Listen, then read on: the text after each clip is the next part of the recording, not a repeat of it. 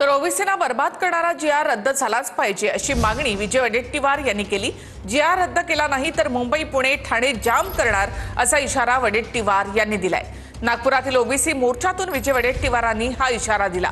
ओबीसीना संपवण्यासाठी सरकार जरांगेंपुढे झुकलंय अशी टीका देखील वडेट्टीवार यांनी केली।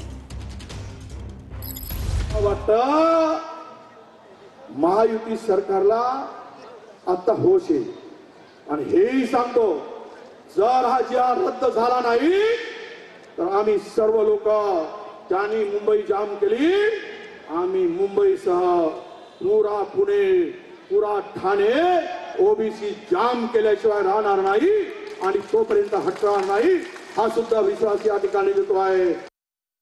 12 बलुतेदारांची काळजी महाराजांनी घेतली, परंतु हा जरांगे आमच्या मुळावर उठला आहे आणि हे फडणवीसांचं सरकार आम्हाला मुळापासून संपवण्याचं काम करण्यासाठी जरांगे पुढे झुकला आहे।